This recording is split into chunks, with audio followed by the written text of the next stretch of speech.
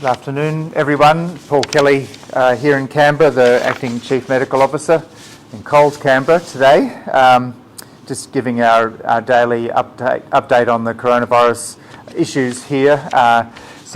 We've 100 new cases overnight. Again, a very good result from Victoria, 182 cases. Sadly, 13 deaths and 10 of those associated with aged care in Victoria.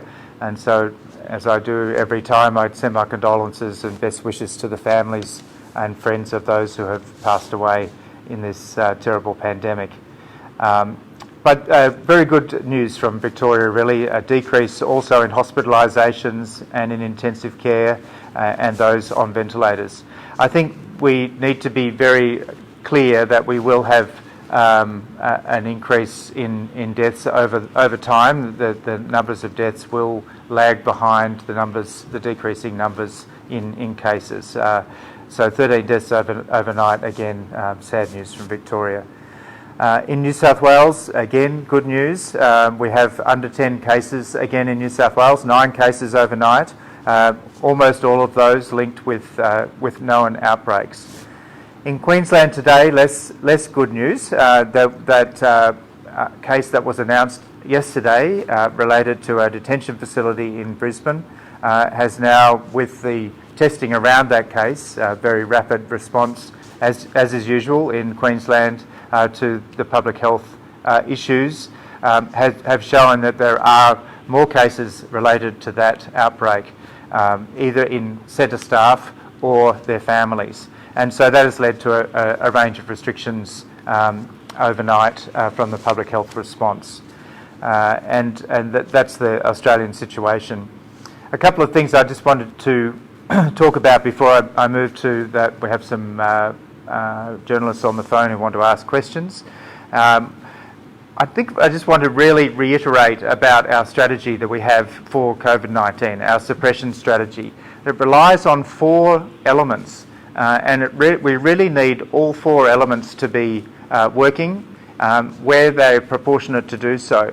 And so those 4 elements are our strong external border strategy. And we've had that from the beginning in terms of limiting the number of people coming into Australia and potentially therefore bringing the virus in from overseas. And we've seen that restriction in people arriving and the strict 14 days quarantine in hotels be a very successful component of our strategy, and that's continuing. The second important part of our strategy is the testing, tracing and isolation component, that key public health response. It absolutely has to be there, continue to be there, even if we haven't seen cases for a long time in a particular jurisdiction. We have the range of personal measures that we've talked about, again, from the beginning of the pandemic here in Australia. Cough etiquette, wash your hands, keep your physical distance when you can, and when you can't keep physical distance, wearing of a mask.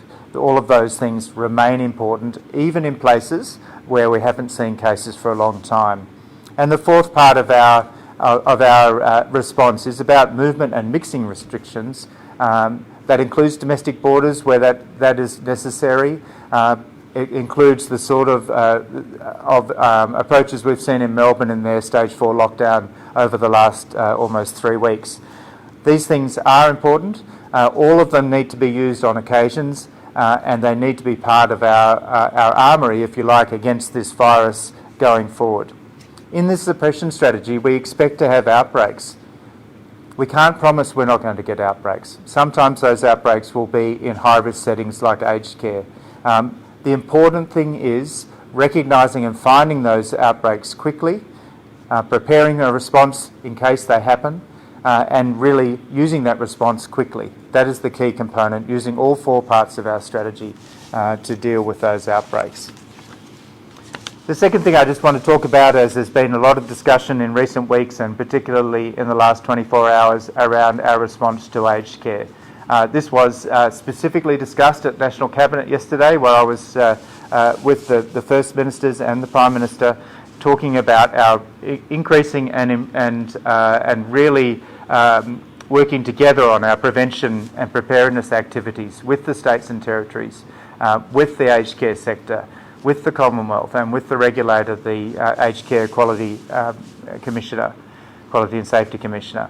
We spoke about that as we do every day with the Prime Minister this morning, particularly in relation to the situation in Victoria, which is improving. So yesterday we agreed, and all of the states and territory First Ministers and the Commonwealth agreed about that strategy going forward, about what are the other things we can be doing together in preparedness and prevention, and what are the ways we could respond to an outbreak, hoping that it will never happen as it has in Victoria, with multiple outbreaks in multiple aged care settings over the last few weeks. So that was agreed, and this morning I spoke with the Queensland Chief Health Officer, and we enacted those issues that we talked about yesterday. And so there will be liaison officers from the Commonwealth and from the Safety and Quality Commissioner in the State Health Emergency Control Centre in Brisbane as a precaution. We don't have any outbreaks in aged care right now, but with that cluster of cases, we believe that there is a need to really think and work closely together to prevent that happening and to respond if it does happen. The Chief Health Officer in Queensland herself made a public health direction last night which did talk about restrictions in aged care, about visitations, about mask use, about about workers working across facilities. And so the Commonwealth has agreed to back that in. We will look to provide masks where that is needed, and we will also look to really increase and improve those visits to reinforce infection control, another part of our component of our response that was discussed yesterday at National Cabinet. We will be doing that in Brisbane with our Queensland colleagues over the coming days and weeks. And so I'll leave that there, and I'll call for the questions from the journalists. Who's first, Marcus? Dana, you're first. Thanks, Professor. Just on hotel quarantine, there is a bit of a push to get the numbers back up to allow more people to come back to Australia. We've got 18,000 citizens stranded overseas and having their flights cancelled and things like that. What's the AHPPC advice on safely doing that? Can it be done? Do we just need to have the right level of oversight from police or ADF or whatever? And noting that another security guard is positive in New South Wales been announced. Thanks for the question, Dana. So in terms of arrivals from overseas, we're still seeing about 4,000 people coming into Australia every week. About half of those are coming to Sydney, and then other places as well. The rate limiting step, if you like, there are the caps that have been put on arrivals by states and territories. This very much relates to the capacity in the hotels, the capacity in terms of rooms, but also in terms of the supports that are needed to ensure that hotel quarantine is safe and effective, and that the supports that are given to people in hotel quarantine, including physical supports but also mental health supports. It's not an easy thing to spend 14 days in a hotel room, are provided. So that's the main rate limiting step. It's being discussed at National Cabinet every time that National Cabinet meets, every 2 weeks. It was discussed yesterday. It was decided to keep those caps at the same amount again for the next 2 weeks. On the other hand, we know there are Australians that are wanting to come home from overseas. Some of them are in difficult situations. They are known to Department of Foreign Affairs, and they are receiving consular assistance where that is necessary. So there are people that have expressed their need or want to come back to Australia, and that's being taken into account. But with I understand that it's around 15,000 people are known to Department of Foreign Affairs at the moment, so that they have that opportunity to come back, and they should try to do that when they can. It's very important, though, just to remember those 4 pillars of our strategy of keeping Australia safe, that external border control, the safe and effective quarantine in hotels has been a key component of our response. It's a key, and it remains a key component. Next question from Jonathan. Professor Kelly, thank you very much for your time on a Saturday. Just a couple of things which I'll ask in one, if we can, to save everybody a bit of time. Just in relation to the New South Wales outbreaks today, we've had one from a hotel security guard, a hotel quarantine security guard, and of the 9, I think 6 mystery cases, those cases where we don't know where the source came from. On the security guard aspect, is it concerning that there appears to be more problems within quarantine programs?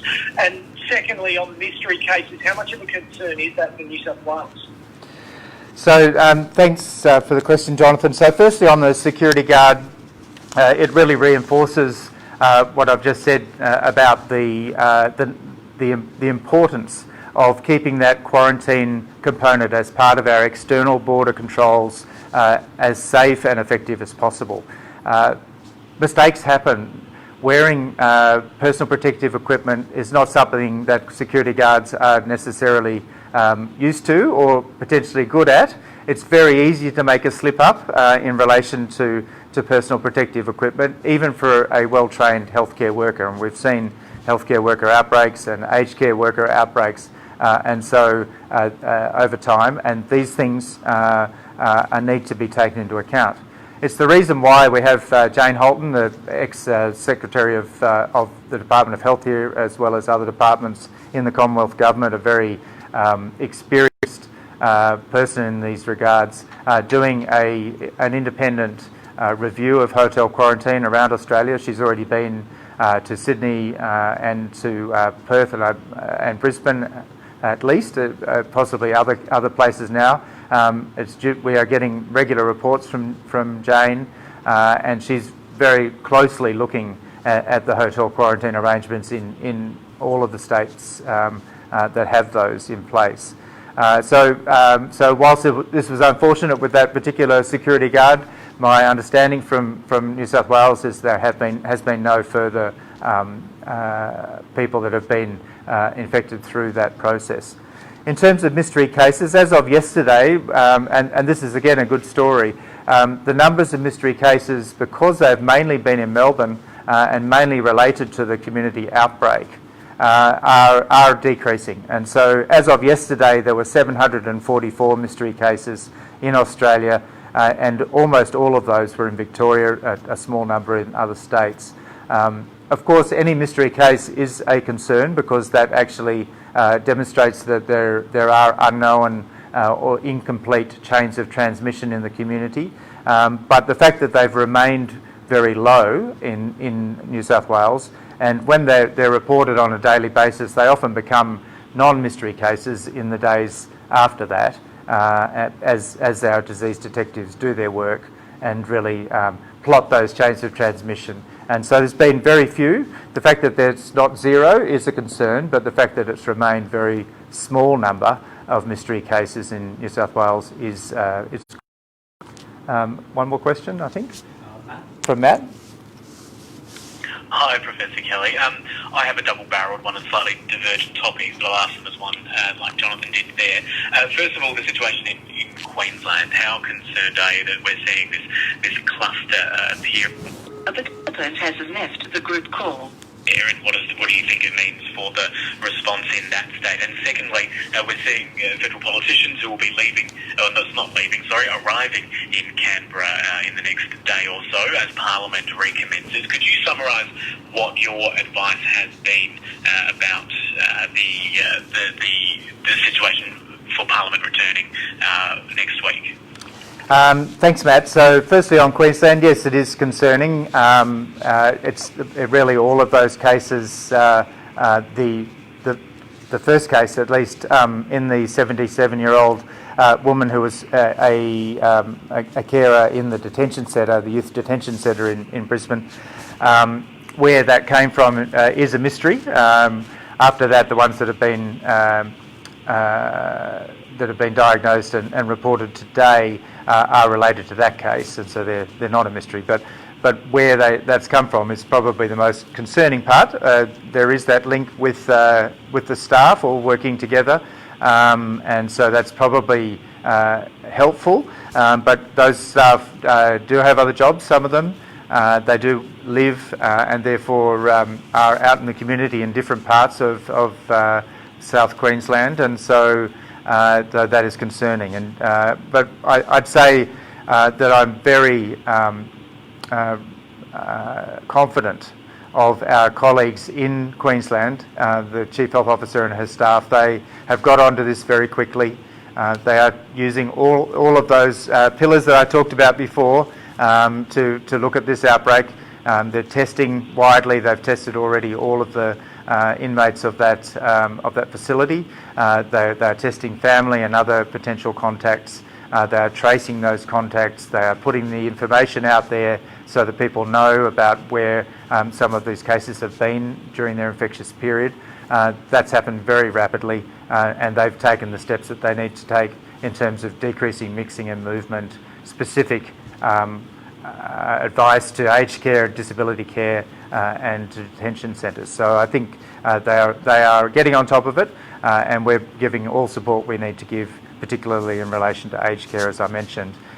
In terms of the Australian Parliament House, we see that as a potentially high-risk setting too. Why is that? It's because a large number of people congregating inside in a normal sitting week, people coming from all over Australia and then going back to all over Australia after the sitting weeks have completed. And so we've been working very closely with our colleagues in the ACT public health system and the Chief Health Officer there, Karen Coleman, as well as with the presiding officers of the Parliament House themselves, to make sure we can make Parliament House as safe as possible. We've for some time had a limitation on the number of people that can visit. We've had for parliamentarians coming from Victoria, there is a limitation on that, so some are not coming this week and will be attending virtually.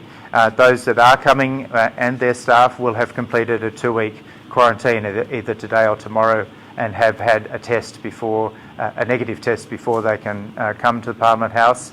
There are a range of other measures in relation to those pillars again, so the personal messages have been reinforced. Mixing is being kept to a minimum. Where people are mixing, they will be strongly encouraged to wear masks. And so through all of these things, I believe we've made the Parliament House as safe as it can be, and so that Parliament can sit and Australian democracy can work. In terms of people going back to their home states, several states will be requiring people coming back from the ACT, whether they're parliamentarians or not, to go into 2 weeks of quarantine, and that's a decision for those states and territories. Is there any other final question? No. Thanks very much.